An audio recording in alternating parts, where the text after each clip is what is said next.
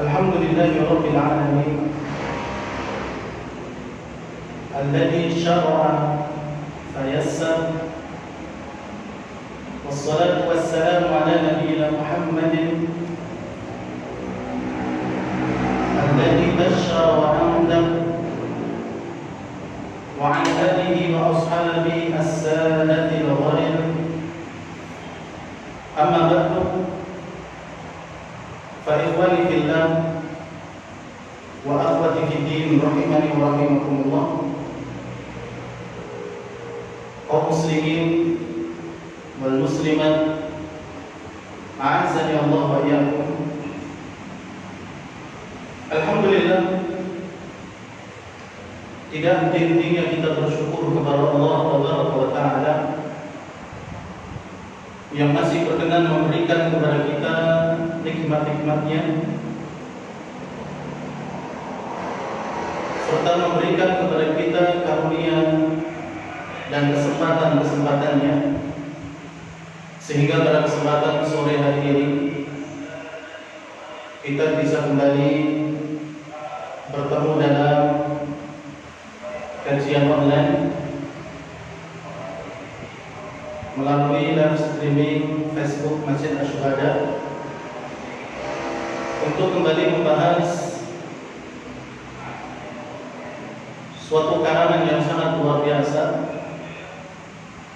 yang diberi judul Ithafu Ahli Iman bi Durusi Syahr Ramadan. Bingkisan-bingkisan untuk orang-orang yang beriman berupa pelajaran-pelajaran di bulan Ramadan yang dikarang oleh Fadilatul Syekh Shalih bin Fauzan bin Abdullah Al-Fauzan hafizahullah ta'ala. Dan alhamdulillah sore hari ini kita masuk pada pertemuan yang ke-8 dan pada pelajaran yang ke-7. Sebelum kita masuk pada pelajaran yang baru ini, sedikit kita akan kembali mengulang pelajaran yang ke-6 terkait dengan hukum niat di dalam berpuasa. Pada intinya, sahabat syuhada yang dirahmati oleh Allah, bahwa niat adalah syarat sahnya seluruh ibadah,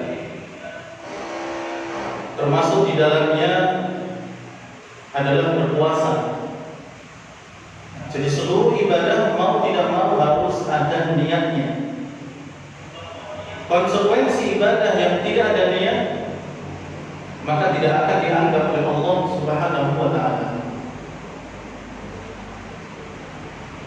Hal itu sebagaimana sabda Nabi sallallahu alaihi wasallam, "Innamal a'malu binniyat." Sesungguhnya amalan itu tergantung dengan niatnya. Kemudian yang kedua, jamaah yang dirahmati oleh Allah,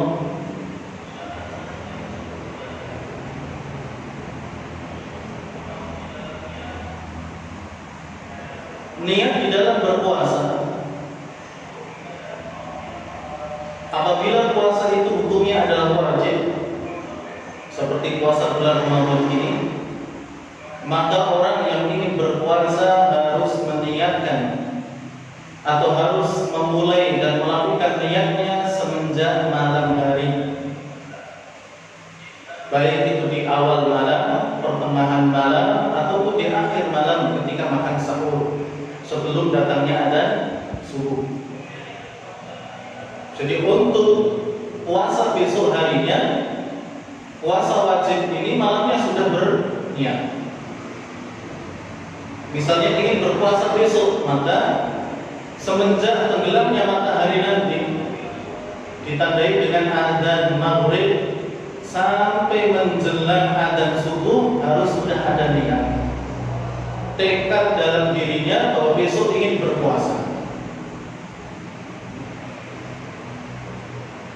Ini kalau puasa itu hukumnya wajib. Adapun jika hukumnya sunnah, seperti puasa Senin Kemis, puasa Daud, puasa 3 hari di setiap setiap bulannya menurut kalender Hijriah atau puasa sunnah yang lainnya, maka boleh dilakukan niat itu setelah terbitnya fajar, dengan syarat antara terbitnya fajar dengan dia berniat belum melakukan pembatal-pembatal puasa, baik itu makan, minum, ataupun yang lainnya.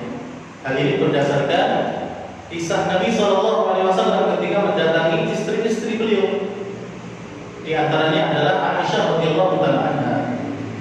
Beliau bertanya kepada Aisyah, "Hal indaki syai'un?"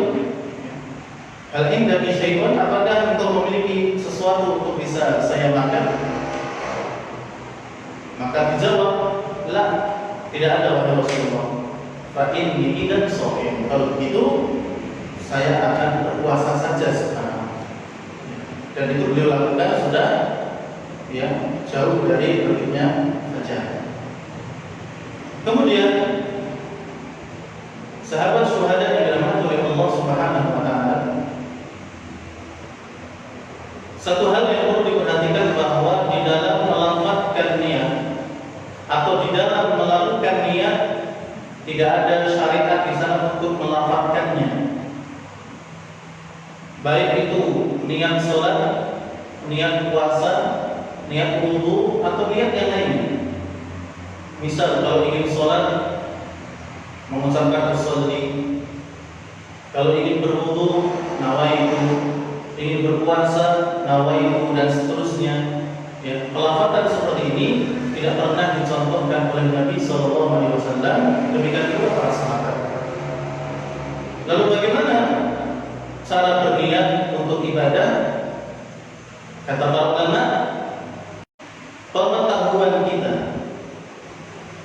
atau kita mengetahui dan berkeinginan ingin mengerjakan suatu ibadah itu sudah termasuk niat sekalipun tidak dilafazkan. Misalnya seseorang berjalan dari rumah menuju masjid, kemudian sesampainya di masjid dia berdiri, kemudian dia ingin sholat tahiyatul masjid atau ingin sholat qabliyah, maka ketika itu dia sudah dihitung niat oleh Allah Subhanahu wa taala, tanpa harus pakai usolli. Kemudian setelah sholat sunnah dia duduk, kemudian setelah itu dia ingin berzikir, kemudian dia berzikir, maka itu sudah termasuk bagian dari niat. Kemudian dia berdiri, karena setelah iqamah kemudian berdiri, kemudian ingin melaksanakan sholat wajibnya, tinggal apakah itu sholat subuh ataukah sholat zuhur, asar, dan seterusnya, maka keinginan untuk melakukan sesuatu itu sudah bagian dari niat. Tahunya kita ingin melakukan sesuatu itu sudah bagian dari niat. Maka termasuk puasa, jika kita besok itu tahu ingin berpuasa, besok itu adalah puasa, kemudian kita ingin juga berpuasa, maka itu sudah termasuk niat. Apalagi sebelum subuh kita sudah makan sahur, itu sudah menandakan bahwa adanya kegiatan untuk persiapan puasa besok, maka itu sudah termasuk apa? Niat. Maka inilah jemaah yang dirahmati oleh Allah Subhanahu wa taala, di antara poin inti daripada pelajaran yang keenam yang kemarin kita sampaikan.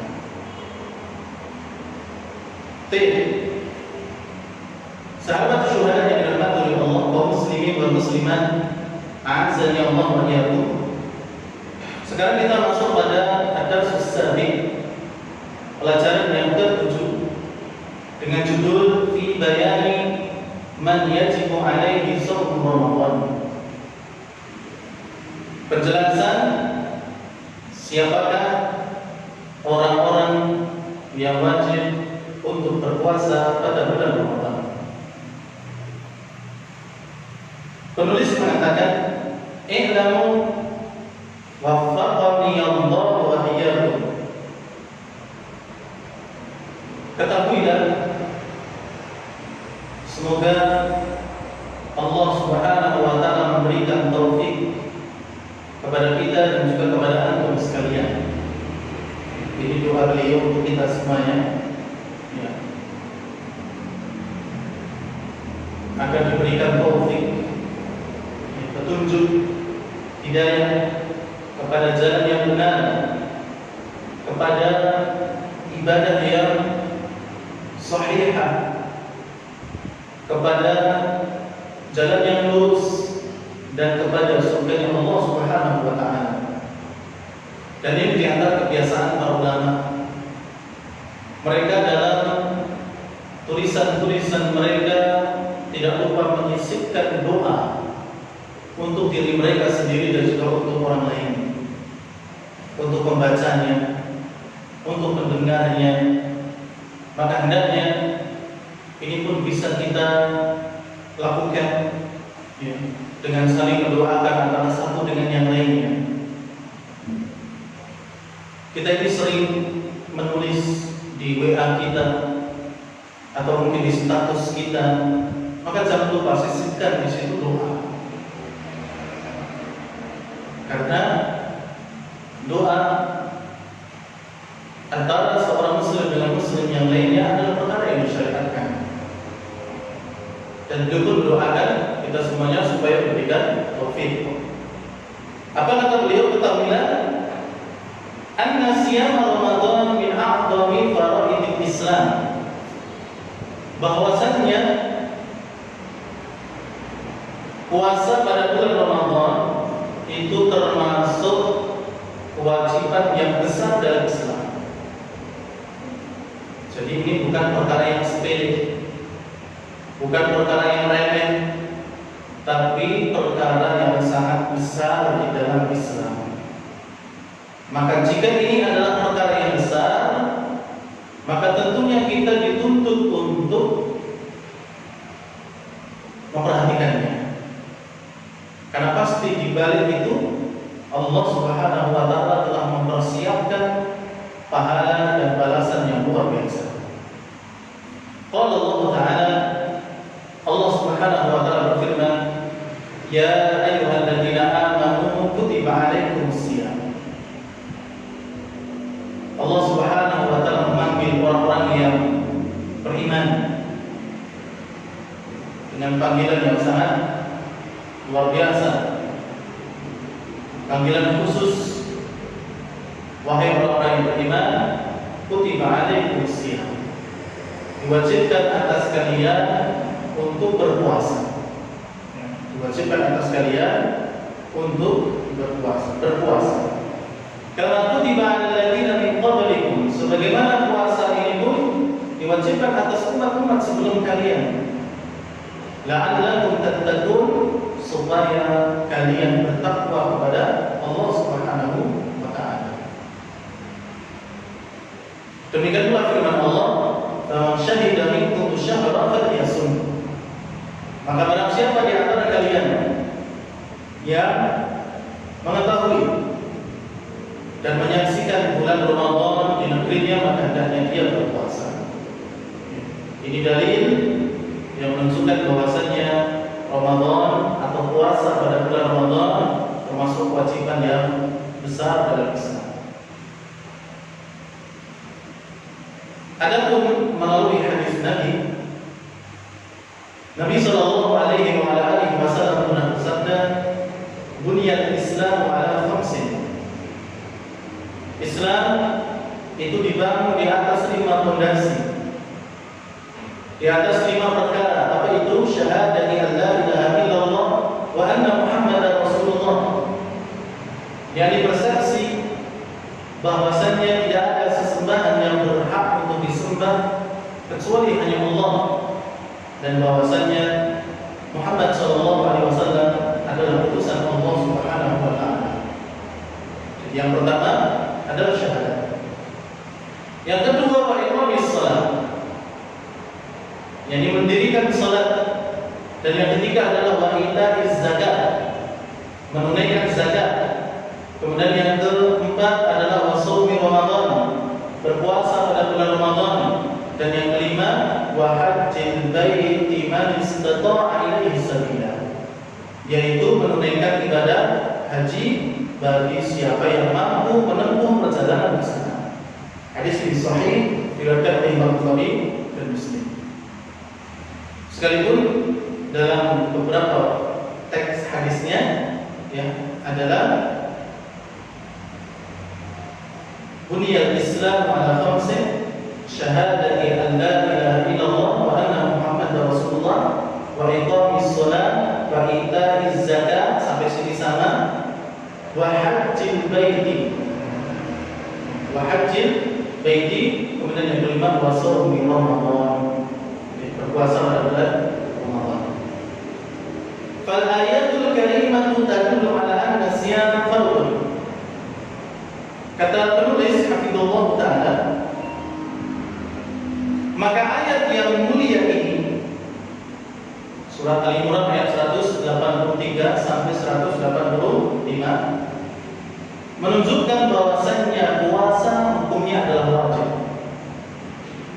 Puasa hukumnya adalah wajib. Wal hadits yadullu ala annahu ahabbu arkanil Islam. Sedangkan hadis yang tadi kita baca menunjukkan bahwasannya puasa termasuk salah satu rukun dari rukun-rukun Islam. Kemudian jemaah yang dirahmati oleh Allah Subhanahu wa taala,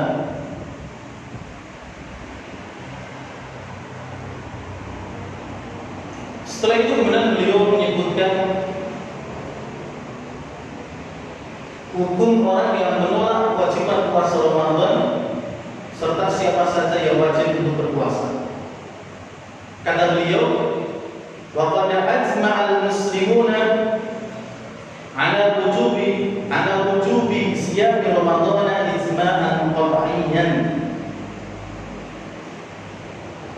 Dan sungguh kaum muslimin mereka telah sepakat bahwa puasa Ramadan itu hukumnya wajib, dan kesepakatan ini adalah kesepakatan yang sudah pasti. Jadi kaum muslimin mereka telah sepakat bahwa berpuasa pada bulan Ramadan itu hukumnya wajib. Faman jahada wujubahu, maka barang siapa yang menolak, mengingkari kewajiban dari puasa ini, fahuwa murtadun, maka dia terancam murtad, terancam keluar dari Islam bagi yang berbeda.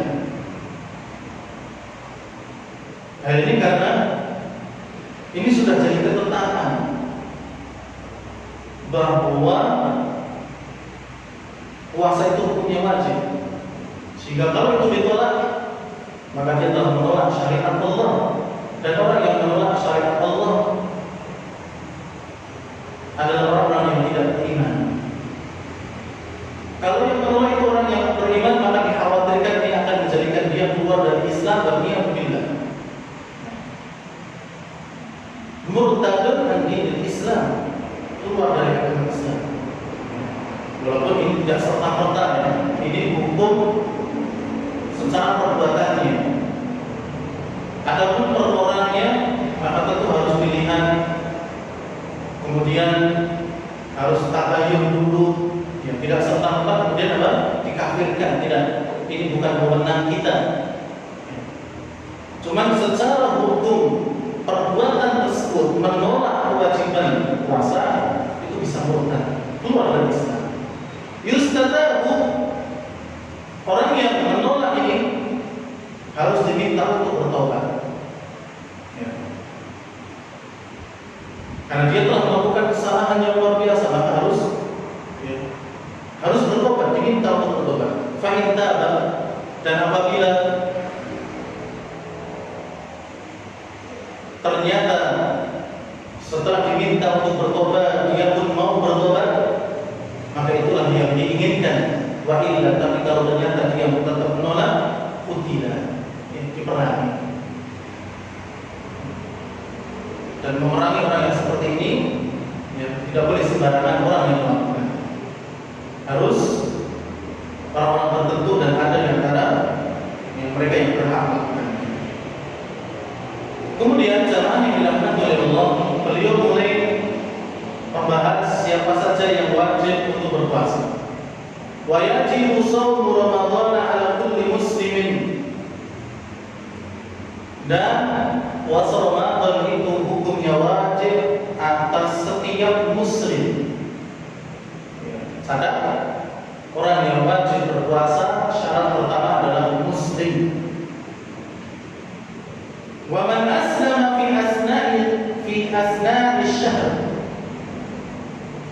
Dan barang siapa yang masuk Islam di pertengahan bulan, shoma ma baqiya minhu faqat, maka dia harus berpuasa di sisa hari berikutnya.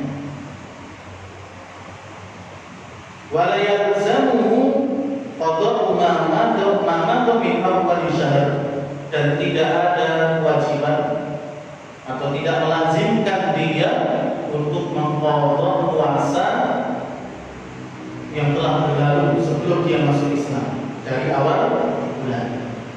Jadi misalnya ada orang kafir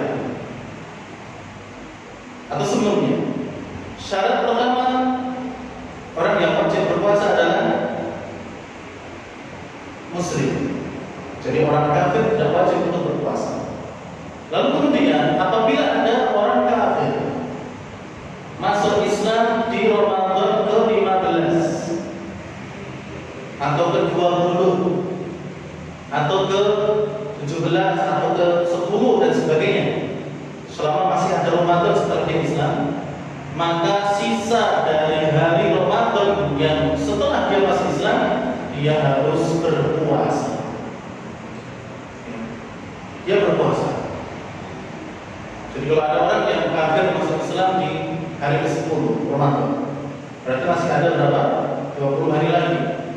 Maka 20 hari lagi ini dia harus apa? Berpuasa.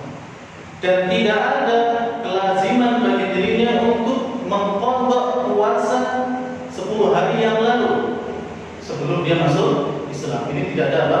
Kewajiban bagi dirinya. Ini syarat yang pertama, yaitu muslim. Wa yajibu as-shaumu 'alal baligh. Yang kedua, syaratnya adalah baligh. Ya.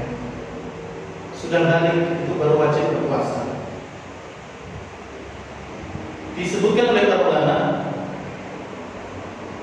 bahwa di antara tanda-tanda baligh adalah kalau untuk laki-laki itu yang pertama ihtilam, atau mimpi basah, ya, keluar air maninya karena mimpi atau yang lainnya. Yang kedua, tumbuh rambut di sekitar kemaluannya. Kemudian yang ketiga, mencapai usia tertentu. Ya, ini khilaf, ada yang berpendapat 15 tahun itu sudah balik. Ada yang mengatakan 16, 17, 18 dan 19 tahun ini sudah balik. Berarti kalau lebih dari itu sudah balik. Ini kalau untuk laki-laki. Kalau untuk perempuan, maka hampir mirip dengan yang di atas. Ya. Sama, namun ada tambahan seperti haid. Kemudian berkembangnya alat-alat untuk berketurunan, yang kemudian membesarnya buah dada. Nah, ini diantara tanda-tanda balik bagi laki-laki dan perempuan. Maka jika laki-laki dan perempuan sudah didapati satu ciri dari ciri-ciri di atas, berarti dia sudah balik dan dia wajib untuk berpuasa.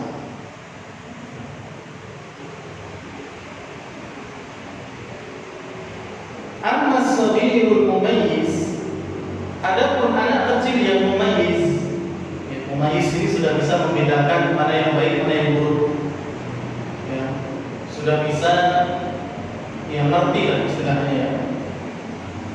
Walaupun dia belum wajib, maka fala yajibu alaihi siyam.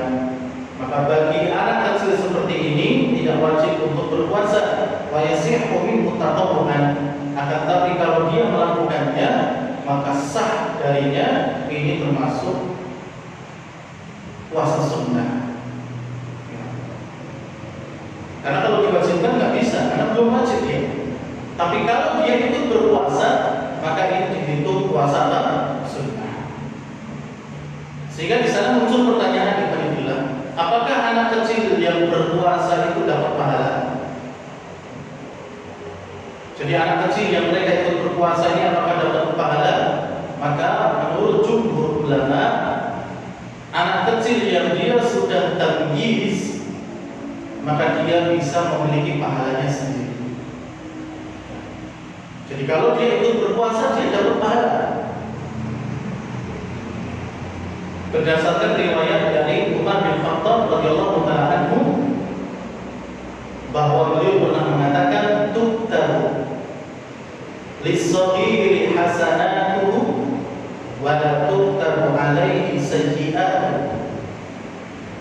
Anak kecil itu kebaikannya dicatat dan dia dapat pahalanya. Tapi kalau dia melakukan kejelekan, maka tidak dicatat. Jadi anak kecil yang masih mumayyiz itu, kalau dia ikut puasa, dia dapat pahala sendiri. Jadi anak itu dapat pahala sendiri. Tapi kalau dia tidak ikut, dia tidak berdosa. Ya. Karena memang belum wajib puasa. Ini. Ada pun orang tua atau orang yang merawat anak tersebut, dia dapat pahala karena dia menjadi penyebab anak itu melakukan puasa. Karena nyuruh, ya. Bukan semata-mata dari puasanya sekarang, tapi karena dia menyuruh anaknya puasa, kemudian ikut puasa.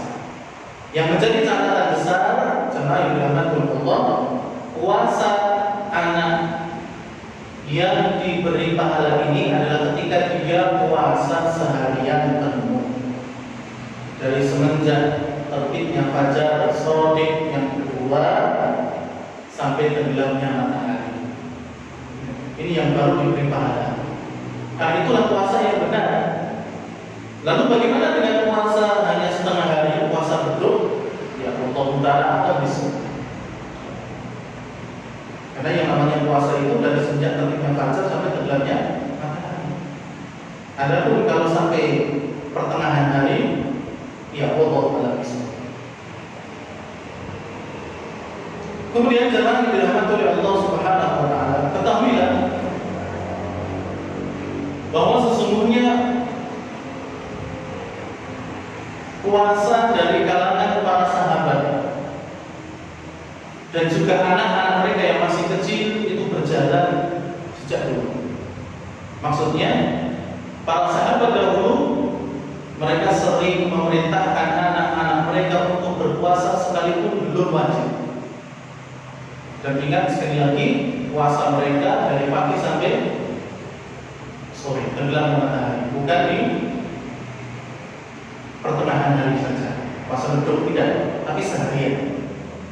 Sebagaimana dalam riwayat disebutkan bahwa ketika Nabi SAW mengutus beberapa pemuda di pagi hari di bulan Muharram, 10 Muharram, puasa Asyura, beliau memerintahkan supaya pemuda-pemuda itu mengumumkan kepada jamaah, mengumumkan kepada manusia dengan perkataan, barang siapa yang pagi ini sudah berpuasa, maka hendaknya dia meneruskan puasanya.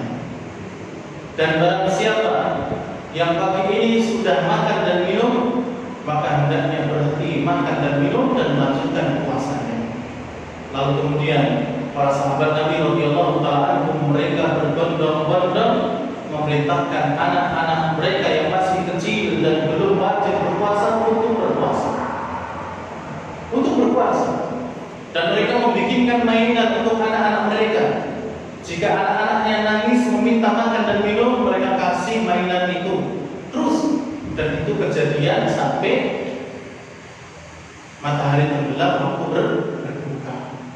Maka para ulama mengatakan berdasarkan riwayat ini bahwa orang tua atau seseorang yang memiliki anak didik hendaknya memerintahkan anak-anak mereka untuk berpuasa, untuk latihan, walaupun itu belum wajib bagi dirinya. Oleh karena itu beliau mengatakan bahwa bagi walihi amri, maka selayaknya bagi orang tua atau pengasuh dari seorang anak amruhu bi, memerintahkan anak untuk berpuasa idza kana yudiquhu, apabila memang dia mampu untuk berpuasa, liya'tadahu wa yansha'a alaihi, agar terbiasa dan tumbuh dalam melaksanakan ibadah puasa tersebut. Selayaknya bagi orang tua untuk melatih anaknya berpuasa. Kemudian beliau menyebutkan syarat yang ketiga, wala yajibu as-sawmu al-majnun hatta yafiq, dan tidak wajib puasa itu atas orang-orang yang gila sampai dia sembuh.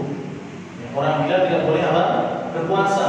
Maka kebalikan dari orang gila adalah orang yang berakal, orang yang waras. Maka syarat yang ketiga adalah berakal. Di qauli sallallahu alaihi wasallam, berdasarkan sabda Nabi sallallahu alaihi wasallam, rufi'al qalamu an thalathin, catatan pena itu diangkat dari 3 orang. Wa dzakara minhum al-majnuna hatta yafiqa, dan beliau sallallahu alaihi wasallam menyebutkan salah satunya yaitu orang gila sampai dia waras. Fasawmu idzan, kalau begitu puasa yajibu 'alal muslim al-baligh al-aqil.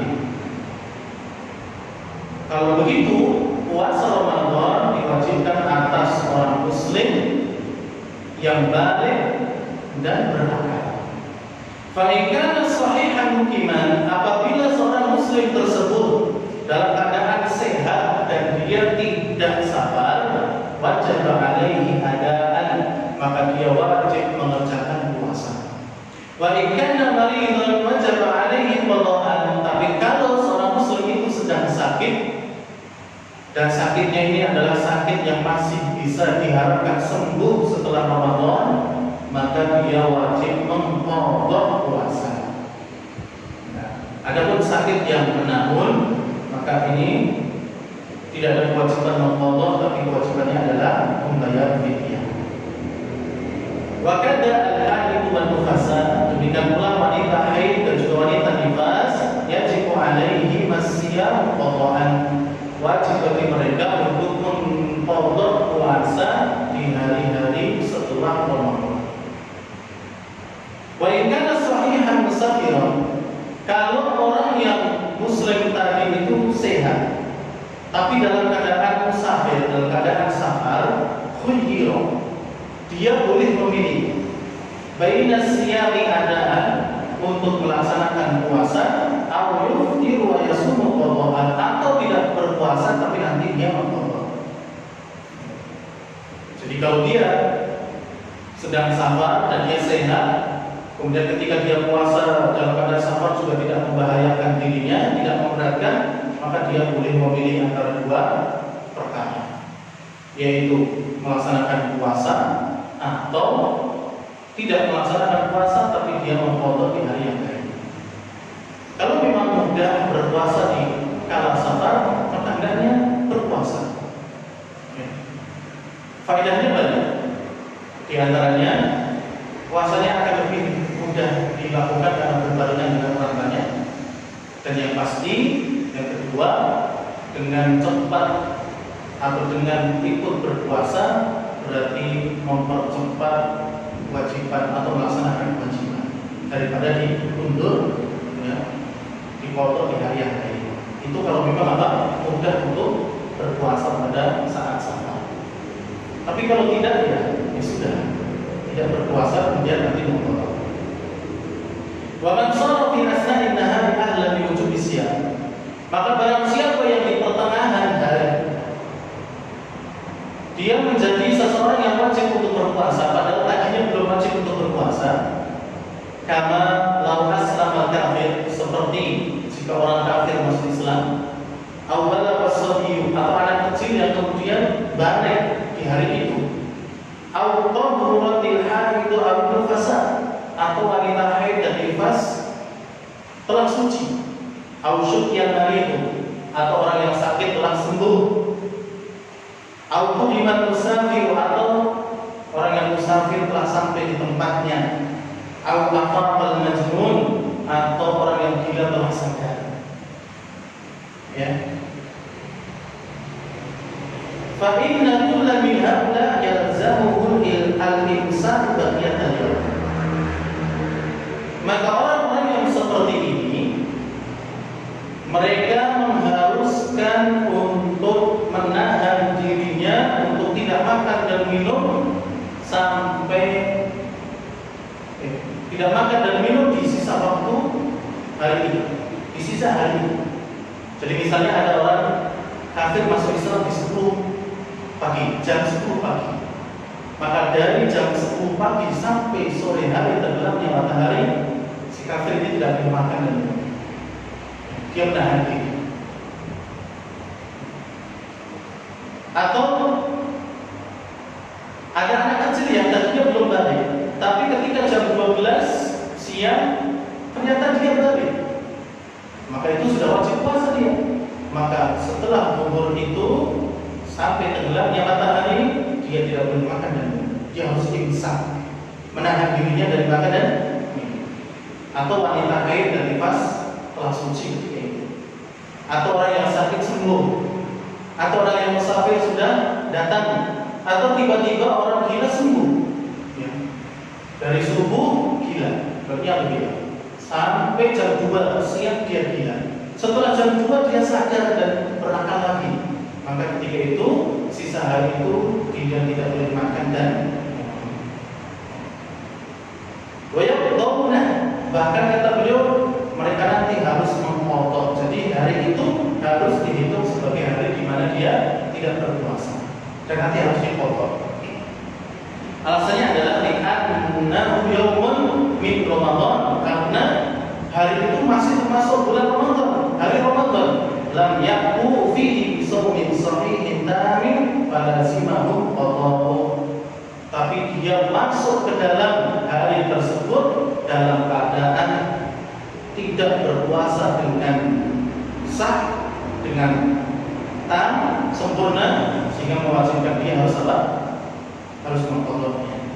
Wa inna ma umiru bil ihsan, adapun perintah mereka atau mereka diperintah supaya tidak makan dan minum di sisa harinya itu, ya, ihtiraman lil waqti, untuk menghormati waktu berpuasa, untuk menghormati waktu berpuasa.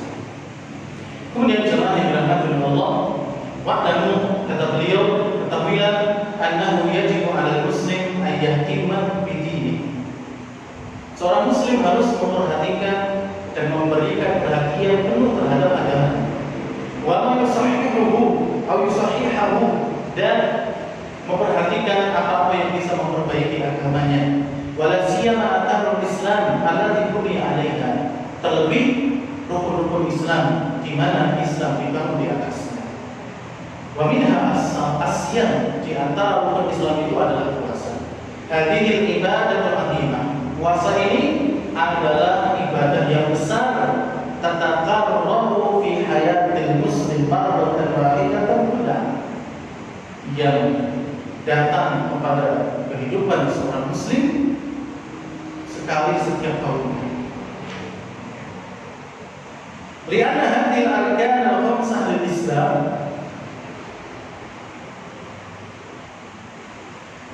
dan dikarenakan rukun-rukun Islam yang 5 ini, minha man yalzamu al-amru fi kulli lahdatin min hayatihi la yatakhalla anhu abadan. Ada satu rukun yang tidak boleh lepas dari seorang muslim. Setiap saat harus ada. Apa itu? Wa huwa syahadatan, dan dia adalah syahadat, 2 syahadat. Syahadat la ilaha illallah wa anna Muhammadar Rasulullah. Wa minha ma yataqarraru fi hayatil muslim kulla yawmin wa lailatin 5 marratin wa huwa salawatul khams. Ada pula dari rukun Islam itu yang datang kepada manusia atau kehidupan seorang muslim dalam sehari semalam 5 kali. Ya. dimaksud adalah sholat lima waktu. Wa minha ma yataqarraru 'ala muslimi kulla sanatin. Ada pula yang datang kepada seorang muslim itu sekali setiap tahunnya atau setiap tahunnya datang. Wa huwa az-zakat wa siyam, yaitu zakat dan puasa. Setiap tahun ada. Wa minha ma yalzamu al-muslimu marratan wahidatan fi umri, dan ada pula rukun Islam itu yang datang kepada seorang muslim sekali seumur hidupnya. Wa huwa al-hajj, dan yang dimaksud adalah haji. Wa idan, kalau begitu, fal muslimu murtabitun bi hadhihi al-arkan irtibatan wa thiqah. Kalau begitu, seorang muslim itu terikat terkait dengan rukun-rukun Islam ini dengan ikatan yang kuat. Wa takarruruha alaihi yawmiyan wa sanawiyan. Adapun datangnya rukun-rukun itu kepada seorang muslim, ada yang harian, ada yang tahunan, hasab ahamiyatiha, sesuai dengan kepentingannya. Tsumma hadhihi al-arkan al-'azimah minha ma huwa badaniyyun mahdhur. Kemudian dari rukun-rukun Islam yang mulia ini, di antaranya ada ibadah badan secara murni. Asyhadatain wa shalat wa siyam, seperti syahadat, salat dan puasa. Itu ibadah yang berhubungan murni dengan apa? Badan. Wa minha ma huwa madiyun mahdhur. Ada pula dari rukun Islam ini yang berhubungan dengan harta secara mutlak. Wa huwa az-zakat, dia adalah zakat. Wa minha ma huwa badaniyun wa madiyun. Ada pula dari rukun Islam ini yang berhubungan dengan badan serta harta. Jadi kombinasi antara harta dan badan. Apa yang dimaksud? Al-hajj, yaitu ibadah haji. Wala budda fi jami'iha min tawaffurin niyyati al-khalisah lillah. Maka mau tidak mau seluruh rukun Islam ini harus dilaksanakan dengan niat yang benar, ikhlas karena Allah Subhanahu wa taala. Liqaulihi sallallahu alaihi wasallam, berdasarkan sabda Rasulullah, innamal a'malu binniyat wa innamal likulli imrin ma nawa. Sesungguhnya seluruh amalan itu tergantung dengan niatnya, dan setiap orang akan mendapatkan apa yang dia niatkan. Wa an tu'adda 'ala al-wajh al-mashru' al-mutabiq lima ja'a bihi an-nabiy sallallahu alaihi wasallam. Dan di dalam melaksanakan rukun Islam yang 5 itu harus sesuai dengan syariat, sesuai dengan apa yang diajarkan oleh Nabi sallallahu alaihi wasallam. Kama fil hadis, sebagaimana dalam hadis Nabi sallallahu alaihi wasallam, man 'amila 'amalan laisa 'alaihi amruna fa huwa raddun. Barang siapa yang melakukan suatu amalan yang tidak ada dasarnya dari kami, tidak ada contohnya dari kami, maka amalan itu tertolak. Maka jika seseorang sholat tapi tidak sesuai dengan ajaran sholatnya Rasulullah, tertolak itu sholat. Misalnya sholat subuh 2 rakaat seharusnya, tapi karena dia merasa kuat, akhirnya kemudian dia menambah menjadi 4 rakaat, maka ini tidak diterima. Zakat pun demikian, kalau itu ditunaikan tanpa ada dasar dari Nabi SAW, maka ini zakatnya tertolak. Zakatnya tertolak. Misalnya zakat pertanian. Zakat pertanian itu ada hitung-hitungannya dalam Islam. Harus mencapai berapa nisabnya, ya, dalam sekali panen itu, kemudian yang dikeluarkan harus berapa jumlahnya. Itu harus ada hitung-hitungannya. Jangan kemudian setiap Ramadan mengeluarkan zakat pertanian, jumlahnya cuma sekian ribu misalnya, maka ini tidak benar. Ya, ini tidak benar. Kemudian jemaah yang dirahmati oleh Allah, dan sisa-sisa dari rukun Islam yang lainnya juga harus ditunaikan dan dikerjakan sesuai dengan ajaran Nabi Sallallahu Alaihi Wasallam. Fawajibun al-muslim, maka wajib bagi seorang muslim ayyahtimma atau ayyahtamma bi arkanil Islam, untuk memperhatikan rukun-rukun Islam. Fayati bi kulli ruknin minha fi waqtihi al-muhaddad. Tatkala melaksanakan rukun-rukun itu hendaknya dilakukan di waktunya yang telah ditentukan. Ya. Haji ya di musim haji, tidak boleh di musim selain itu kemudian dia ibadah haji, tidak boleh. Demikian pula puasa Ramadan harus di bulan Ramadan. Kalau kemudian dilakukan di waktu yang lain padahal itu bukan qadha Ramadan, maka ini juga tidak dibenarkan. Ya, demikian pula zakat harus dengan waktunya. Ya. Zakat uang misalnya atau zakat emas dan perak sebelum 1 tahun sebelum mencapai haul sudah dikeluarkan. Ya, maka yang benar adalah sudah mencapai 1 tahun dulu baru kemudian dikeluarkan. Selain itu, bismillah harus ikhlas karena Allah. Ini kembali kepada niat di bab pelajaran kemarin. Ya. Harus dengan niat yang ikhlas karena niat yang ikhlas itu akan menjadikan suatu amalan yang kecil itu menjadi besar pahalanya. Sebaliknya, dengan niat yang tidak ikhlas, ibadah yang sebenarnya besar bisa menjadi kecil, bahkan tidak ada pahalanya di sisi Allah. Sebagaimana yang dikatakan oleh Abdullah bin Mubarak, rubba amalin saghirin tu'adhibuhu niyyah wa rubba amalin kabirin tusaghiruhu niyyah. Betapa banyak amalan yang sebenarnya kelihatan sepele tapi ternyata pahalanya besar di sisi Allah, dan berapa banyak pahala yang sebenarnya besar, pahala yang bisa Allah tapi bisa menjadi kecil dan juga tidak ada pahalanya sama sekali gara-gara niat yang tidak benar. Kemudian selain dikerjakan pada waktu yang sudah ditentukan dan ikhlas, shawaban ala sunnati Rasulillah sallallahu alaihi wasallam. Yang ketiga, harus sesuai sunnah ajaran Nabi sallallahu alaihi wasallam. Di akhir perkataan atau tulisan beliau berdoa kepada Allah wa khitaman, dan pada akhirnya as'alullah jalla wa ala, aku meminta dan memohon kepada Allah ayat ala siyamana wa sa'il a'malina khalisatan maqbulah, agar Allah menjadikan puasa kita, demikian pula seluruh amal ibadah kita ikhlas karena Allah dan diterima oleh Allah Subhanahu wa taala. Wa ayyuhinana ala dzikrihi wa syukrihi wa husni ibadati. Kemudian aku juga meminta kepada Allah, memohon kepada Allah agar Allah membantu kita agar kita bisa selalu berzikir kepadanya, bersyukur kepadanya, dan memperbaiki ibadah kepadanya. Wassallallahu wasallam ala nabiyyina Muhammad, dan semoga salawat dan salam atas Nabi kita Muhammad sallallahu alaihi wasallam. Jemaah yang dirahmati oleh Allah Subhanahu wa taala, sahabat syuhada rahimani wa rahimakumullah, demikian apa yang bisa kita sampaikan pada kesempatan sore hari ini terkait dengan pelajaran yang ke-7, dan itu adalah masalah orang-orang yang diwajibkan untuk berpuasa, dan insyaallah kesempatan yang lain kita akan lanjutkan di pelajaran yang berikutnya billahi subhanahu wa taala. Demikian kurang lebihnya mohon maaf. Kita akhiri subhanallahumma rabbana wa bihamdik asyhadu an la ilaha illa anta astaghfiruka wa atubu ilaik. Wassalamualaikum warahmatullahi wabarakatuh.